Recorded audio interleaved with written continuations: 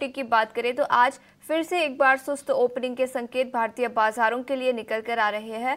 करीब 40 से 50 अंकों की गिरावट के साथ 22,880 के आसपास गिफ्ट निफ्टी कारोबार करता हुआ। इसके अलावा अमेरिकी बाजारों की बात करें तो जैसे मैंने बताया, ग्लोबली कई सारे मूविंग फैक्टर्स हैं। डोनाल्ड ट्रंप की कमेंट्री निकल कर आई है टैरिफ वॉर को लेकर, जो कल सुबह भी आई थी। इस पर विस्तार में चर्चा करने के लिए अभिषेक अब हमारे साथ जुड़ चुके हैं। अभिषेक, S&P 500 फिर एक बार रिकॉर्ड ऊंचाई पर कारोबार करता हुआ और कई सारे डिफेंस स्टॉक्स पर अमेरिकी बाजारों में कल दबाव दिखा।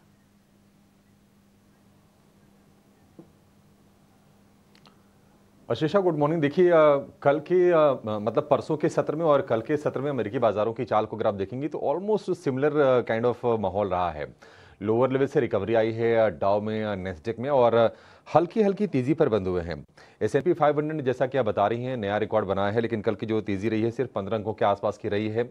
तो कोई बहुत ज़्यादा एक्शन अमेरिकी बाजारों में देखा नहीं है। हाँ, ये ज़रूर आया कि डोनाल्ड ट्रंप जो भी धमकी दे रहे हैं टैरिफ को लेकर, बाजार उसके चलते अब नर्वस नहीं हो रहे हैं। वहाँ पर हमने कोई गिरावट वाला ट्रेड देखा नहीं है। डोनाल्ड ट्रंप ने अब रोज़ रोज़ जो टैरिफ को लेकर कोई न कोई बयान दे रहे हैं। कल उन्होंने स्टेटमेंट दिया है कि भारत के ऊपर भी रेसिप्रोकल टैक्स लगाया जाएगा, उससे कोई छूट नहीं दी जाएगी। और उन्होंने ये भी बताया कि जब पीएम मोदी अमेरिका के दौरे पर थे तो उन्होंने ये चीज़ उनको कन्वे कर दी थी। तो देखते हैं कि किस तरह का असर होता है भारतीय बाजारों पर डोनाल्ड ट्रंप के स्टेटमेंट का। कल तो हमने देखा था कि लोअर लेवल से ठीक ठाक रिकवरी आई। लगातार 4 सत्र में भारतीय बाजार, निफ्टी की बात करें तो 23,900 के ऊपर क्लोजिंग दे रहे हैं। लेकिन कल FOMC के मिनट्स जारी हुए हैं और FOMC के मिनट्स पर बाजार की नज़र थी। और उसमें जो जनवरी की पॉलिसी थी उस बैठक में मतलब 3 रेट कट के बाद एक पॉज लिया गया और ये अब सहमति बनती दिखाई दे रही है कि जब तक महंगाई थोड़ी सी नीचे नहीं आती है तब तक दरों में फिर से कटौती नहीं की जाएगी। तो दरें फिलहाल होल्ड पर ही रहेंगी। इस चीज़ को लेकर सहमति निश्चित तौर पर बन रही है।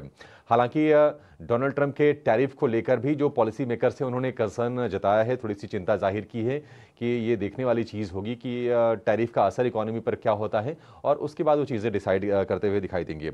आज साप्ताहिक बेरोजगारी दावा के आंकड़ों पर बाजार की नज़र रहेगी। और इसके अलावा अगर हम अर्निंग्स की बात करें अमेरिका में, तो वॉलमार्ट और अलीबाबा अपने तिमाही नतीजे जारी करेंगी। तो ये एक्शन हम अमेरिका में देखेंगे। एशिया में ज़्यादातर बाजारों में गिरावट पर कारोबार हो रहा है। निकेई में हमने दूसरे सत्र में आज कमजोरी देखी है और आज डिक्लाइन थोड़ी सी डीप है, क्योंकि निकेई में जो कमजोरी है वो है करीब 500 अंकों के आसपास की।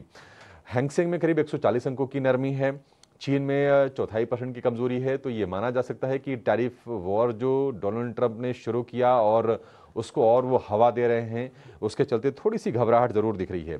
कोरिया में लगातार 7 दिनों की जो तेजी है उस पर ब्रेक लगी है। आज करीब आधे % की गिरावट पर कारोबार हो रहा है। अन्य संकेतों की बात करें, सोने में हम देख रहे हैं कि ये मजबूती कायम है। भाव अभी भी है $2950 के ऊपर।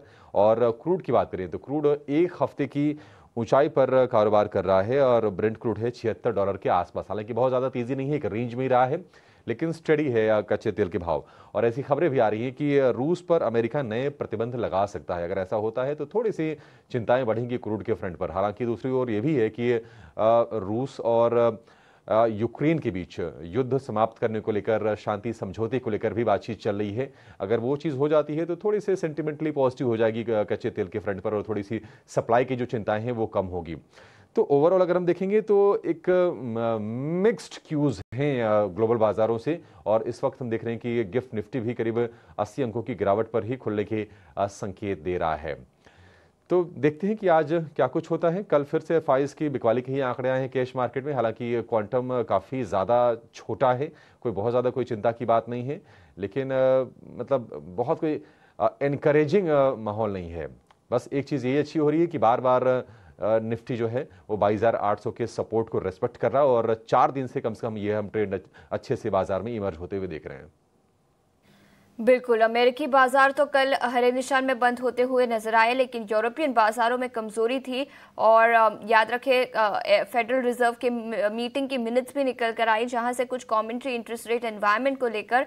अभिषेक, शुक्रिया पूरी डिटेल्स के साथ हमारे साथ जुड़ने के लिए। लेकिन जैसे अभिषेक हमें बता रहे थे, FIIs ने फिर एक बार कल के सत्र में बिकवाली की, लेकिन क्वांटम छोटा था। केवल 1880 करोड़ की बिकवाली कल के सत्र में दिखी और पिछले 11 में से 10 सत्रों में में अभी भी फॉरेन इंस्टीट्यूशनल इन्वेस्टर्स ने बिकवाली ही की है। केवल बीच में एक दिन भारतीय एयरटेल की ब्लॉक डील के चलते वो नंबर पॉजिटिव में आता हुआ नजर आया था।